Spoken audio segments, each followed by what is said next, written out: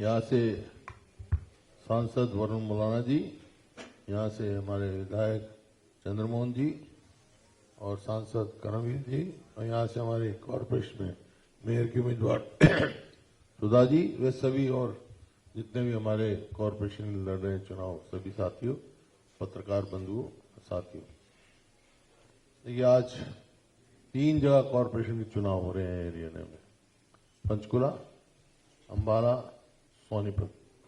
और जो अब तक की रिपोर्ट हमारे पास, लोगों का मन बिल्कुल साफ आ रहा है कि ये कांग्रेस की तरफ जा रहे हैं, क्योंकि 11 साल से ज्यादा इनको हो गए, कोई किसी शहर का कोई विकास नहीं हुआ।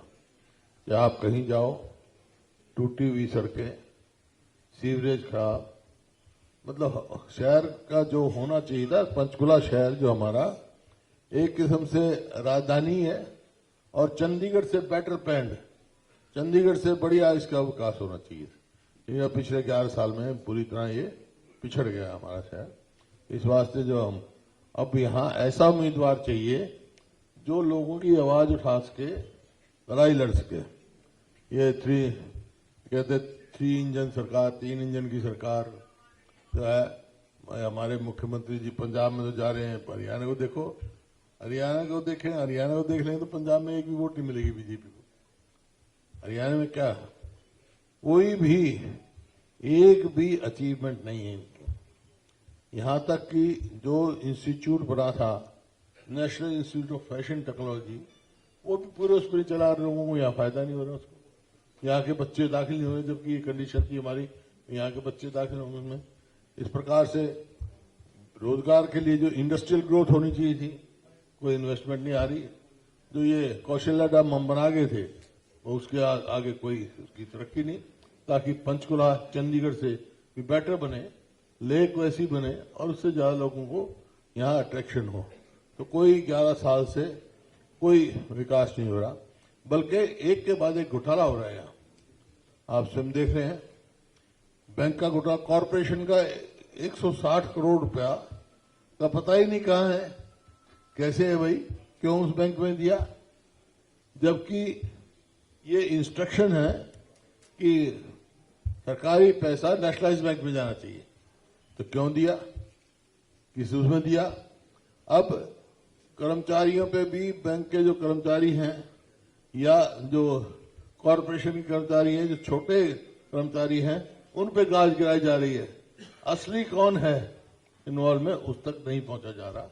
इन्वेस्टिगेशन पूरी तरह से वो नहीं हो रही, इन्वेस्टिगेट करके ये क्यों हुआ, कैसे हुआ। इसी प्रकार से जो यहां से उम्मीदवार तय किए गए हैं, उनसे पहले पूछो भाई, पंचकुला की सड़कों का ठेका आपके पास था, सड़क कैसी है।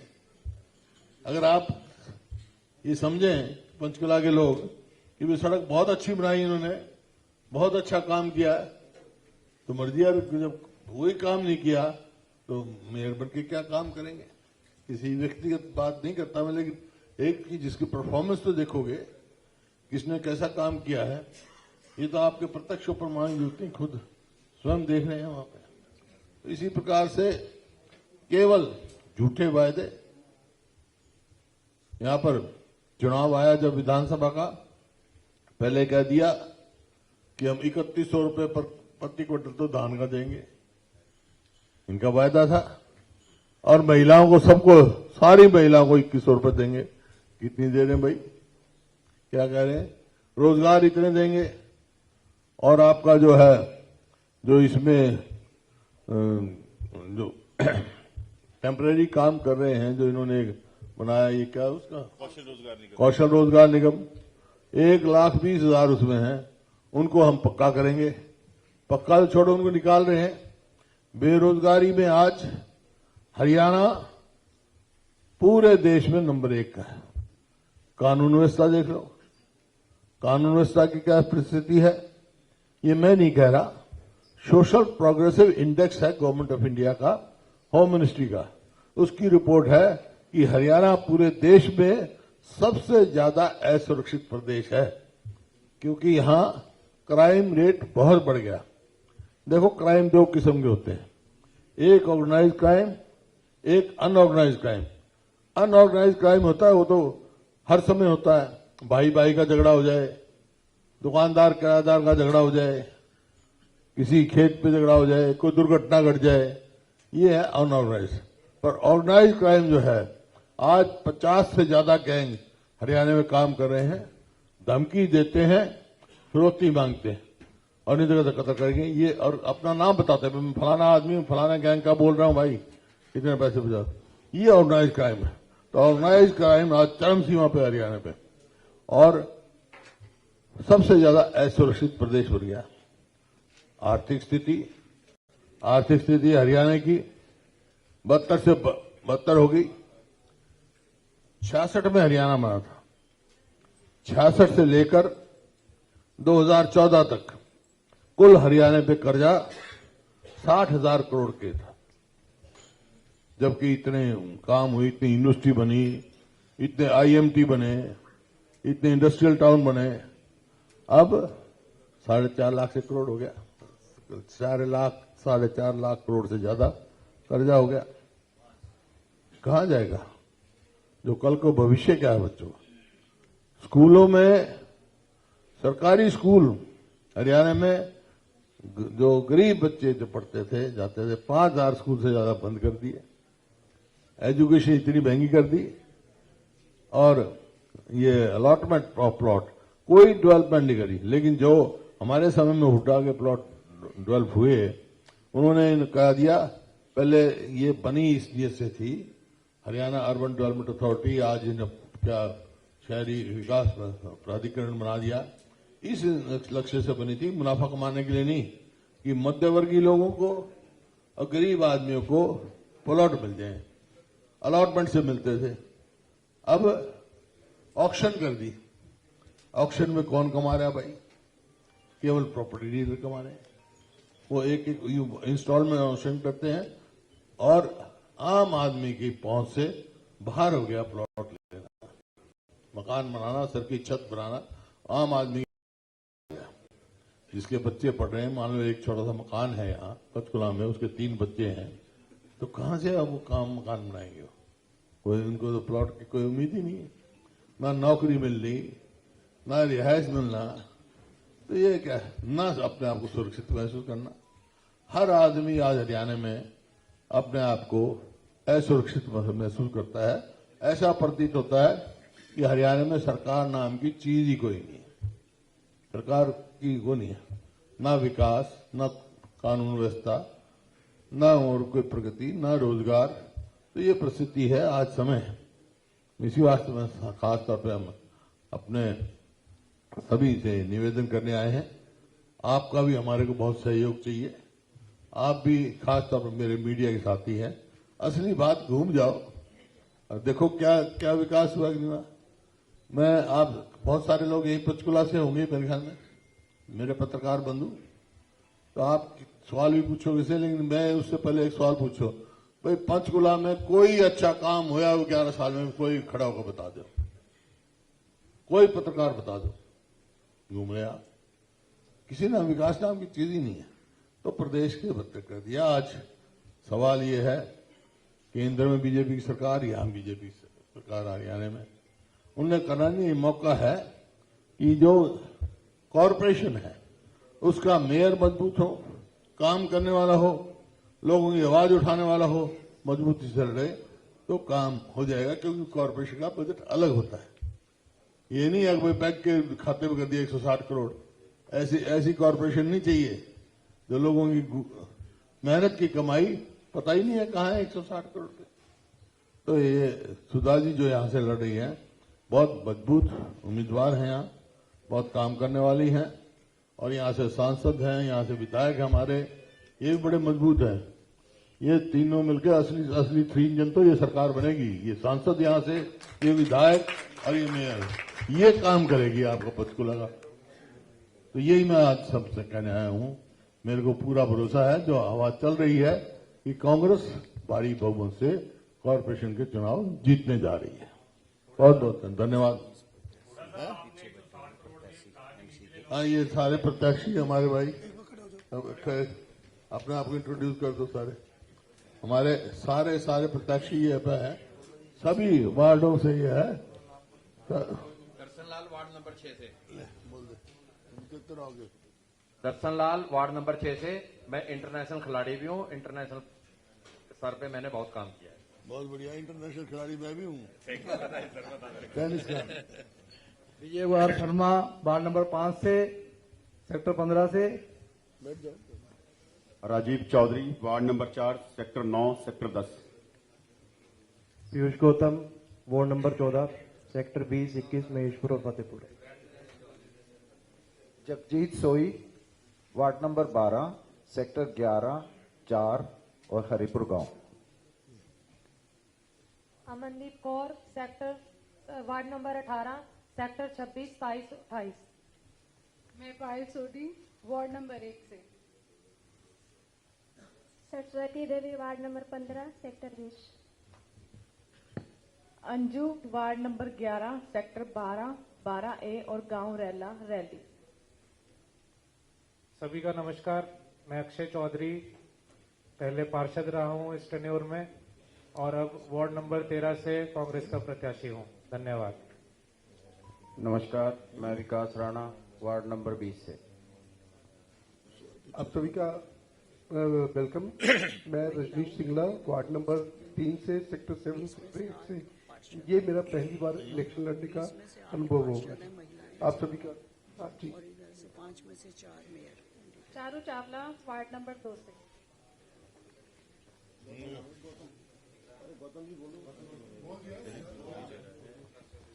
मैं गौतम प्रसाद वार्ड नंबर 15 से एमसी रह चुका हूं और 2 प्लान एमसी रहा हूं मैं।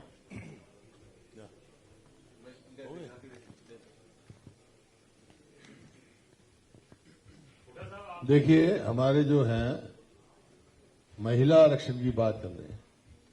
महिला आरक्षण में लटकाने का काम बीजेपी कर रही है। आपने देखा तो महिला आरक्षण का जहां तक सवाल है, पहला जो है वो राजीव गांधी जी लाए पंचायती राज में और पास 73वां संशोधन जो है पार्लियामेंट में पास किया जब नरसिम्हा राव जी प्रधानमंत्री थे, सोनिया जी के नेतृत्व में। मैं भी सांसद था उससे, सबको लाभ मिला। उसके बाद फिर देवगौड़ा जब प्रधानमंत्री थे कांग्रेस के समर्थन से, फिर लेके आए हम, लेकिन वो 2/3 मेजोरिटी नहीं आई और वो उससे पहले पार्लियामेंट में पेश हो हाउस डिसॉल्व हो गया था।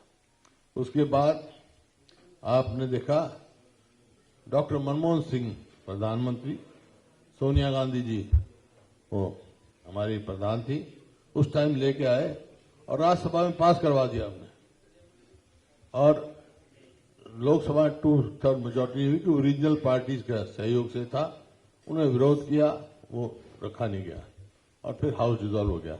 अब 2023 में कांग्रेस ने भी क्या सारी पार्टियों ने मिलकर सिर्फ केवल 2 सांसदों ने खिलाफ वोट दी, ये बिल पास हो गया, कानून बन गया, पब्लिकेशन होगी, पब्लिश हो गया, गजट पब्लिश हो गया। फिर उसमें एक लाइन लिख दी इन्होंने कि भाई ये लागू होगा जब नोटिफिकेशन हो। नोटिफिकेशन भी अब 26 में करा 3 साल के बाद। अब नोटिफिकेशन होने के बाद महिला बिल लागू है, महिला कानून लागू है। इसी वास्ते हमने तो अपनी तरफ से पूरा कर दिया। 5 हमारे कॉरपोरेशन वो है, उनके इलेक्शन है, 5 में से 4 महिला उम्मीदवार है हमारी कांग्रेस पार्टी की। और यहाँ कितनी है? यहाँ मेयर तो है ही 20 में से 8 महिला पार्षद के उम्मीदवार हैं। तो भाई सारे खास तौर पे तो महिलाओं का भी पूरा इनको समर्थन मिलेगा और ये जितने हैं। तो मेरे को ये है कि जो लटकाने का काम किया बीजेपी ने महिला समर्थन का, वहां पार्लियामेंट पास नहीं हुआ क्योंकि परिसीमन और महिला आरक्षण 2 अलग अलग चीज। महिला आरक्षण तो हो चुका था, इसमें उसको परिसीमन के साथ जोड़ना, पहले भी तो परिसीमन हुए हैं जब क्या इकट्ठे हुए हैं महिला के। तो इस किस्म की जो है इनकी नीयत नहीं है महिलाओं को आरक्षण देने के लिए। लेकिन कांग्रेस साफ है, महिलाओं को आगे लाएंगे, दलित को आगे लाएंगे, बैकवर्ड को आगे लेके आएंगे, उसमें रिजर्वेशन मांगिए। पीछे लेके जा रहे हैं, सीटें भी घटा ये पीछे ये घटा रहे। यही पंचकुला में कितनी सीट थी पहले? 4 थी जी, 4 थी, 3 कर दी, 3 कर दी। इसी तरह अम्बाला में भी 5 से 3 कर दी, 5 से 3 कर दी, जो reserve seat, SC reserve seat. यहाँ 3 होते हुए 4 दी होगी। हाँ वो ठीक है, आपने तो ठीक किया ना। तो बीजेपी की बता रहा हूं मैं भाई, रिजर्व थी 4 थी तो 3 कर दी, और वहां 5 से 3 कर दी। तो महिला विरोधी हो गए, दलित विरोधी है, व्यापारियों को तो बुरा हाल है। वो तो मतलब रोज डरते, रोज फिरौतियां की धमकी आती है। तो ऐसी परिस्थिति है, पंचकुला लीड ले सकता है, उसमें अग्रणी होकर यहाँ पे अपने कॉरपोरेशन में कांग्रेस का समर्थन करेंगे तो हम विश्वास दिला सकते हैं पूरे लोगों की लड़ाई, और अपने इलाके की ये लड़ाई पूरे लड़ाई जितने भी हमारे मेयर से सहमत। पश्चिम बंगाल और असम में बीजेपी बहुमत पे चुनाव का रिजल्ट जैसे जो निगम चुनाव और हरियाणा में जो अलग अलग स्थानीय निकाय चुनाव में उन पर असर पड़ सकता है। उनका क्या असर? असर तो होगा ना। पश्चिम बंगाल में आप कह रहे हो क्योंकि 15 साल हो गए थे उनको, अब यहाँ इनको 11-12 साल हो गए।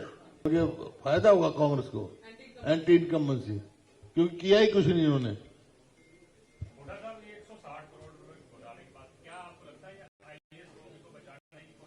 मैं कहा ना आपको कि छोटे कर्मचारियों को पे गाज गिरा रहे हैं, लेकिन छोटे कर्मचारियों का नहीं। ये तो जहां तक है वहां पहुंचना चाहिए।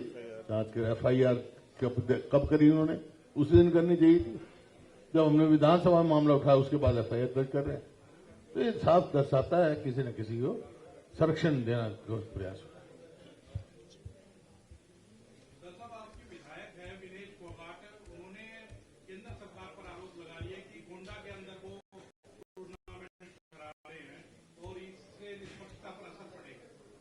देखो इसमें कोई दो राय नहीं। और कितने दिन हमारी पहलवान बेटियां वहां बैठी रही, उनके साथ दुर्व्यवहार हुआ, और उसकी तरफ से कोई स्पोर्ट्स मिनिस्ट्री की तरफ से कोई एक्शन नहीं लिया। आज भी अगर वो चाहते हैं तो उनको पूरी सुरक्षित रखना चाहिए, पूरा जिम्मेवारी से केंद्र सरकार को चाहिए उनको।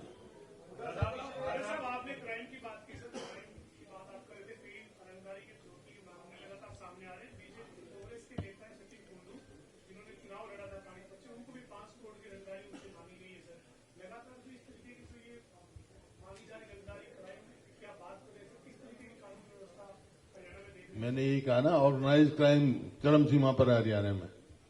ये सरकार की विफलता है, और ये मैं थोड़े कह रहा हूं, सोशल प्रोग्रेसिव इंडेक्स कह रहा है कि हरियाणा सबसे ज्यादा गैर सुरक्षित प्रदेश है पूरे देश में। मैंने कहा 2 किस्म के क्राइम होते हैं, ऑर्गेनाइज क्राइम, यही ऑर्गेनाइज क्राइम होता है जिस प्रकार से फिरौतियां मांगी जा रही हैं। सचिन कुंडू की बात करी, कितने व्यापारियों को मिल रहा, रोज मेरे पास 2, 4, 5 आदमी आते हैं, इस प्रकार से थ्रेट मिल रहे हैं।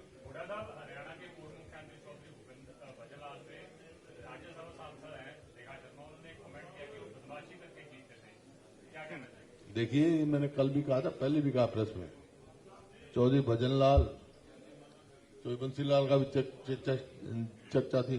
चौधरी भजनलाल, चौधरी बंसीलाल हमारे सम्मानित नेता रहे, प्रदेश के मुख्यमंत्री रहे।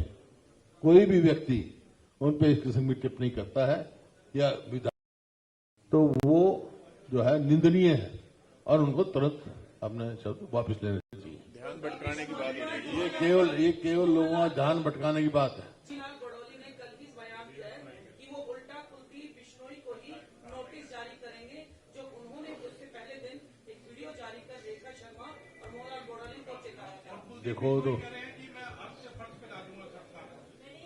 देखो तो वो जाने उनकी पार्टी का काम है कौन लाएगा, लेकिन जो बात है, जो मुद्दा है, उसका मैं हूं कि कोई भी जिम्मेवार पद पे बैठ के आदमी किसी ऐसे हमारे नेताओं के खिलाफ कोई टिप्पणी करता है तो उसको निंदनीय है, तुरंत वापस लेना चाहिए।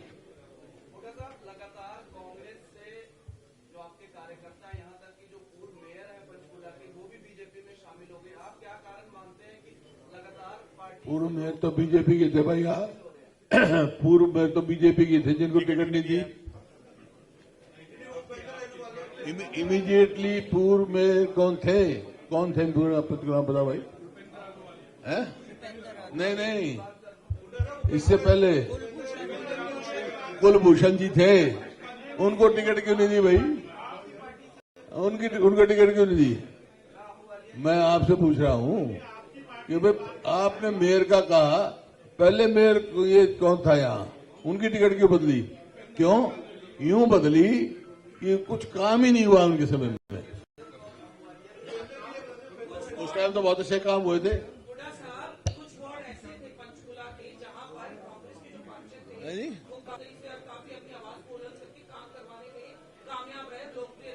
लेकिन अब वार्डबंदी हुई है तो उन्हीं वार्डों में कुछ रिजर्व हो गए हैं और उस कारण से पुराने कैंडिडेट रिपीट नहीं हो पाए। आपको लगता है इसके पीछे कोई साजिश थी वार्डबंदी? क्या वो इस साजिश में कामयाब हो गए? देखो, मैंने बता दिया आपको, कितनी साजिश कोई कर ले, हरियाणा में 3 इंजन सरकार है ना, बताया ना, बैठा है MP हमारा, MLA हमारा, मेयर है ये, और हमारे पार्षद मजबूती से काम करेंगे।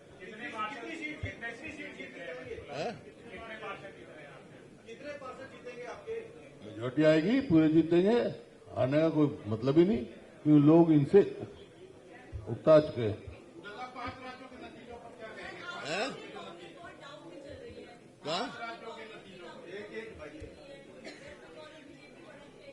पंचकुला की बात करो ना, मैं पंचकुला की बात करने आया हूँ। आसाम गए हो आप कभी? आसाम गए हो कभी?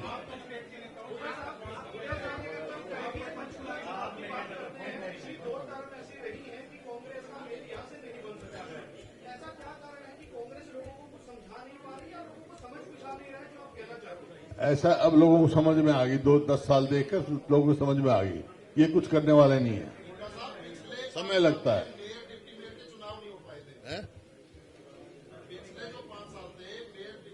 इन्हें तो पिछली बार भी पंचायत के इलेक्शन भी डिले किए थे, इनकी चले तो भाई विधानसभा भी ना होने दें, लोकसभा का। इनको ये पता नहीं कॉर्पोरेशन का पैसा कहां जा रहा है।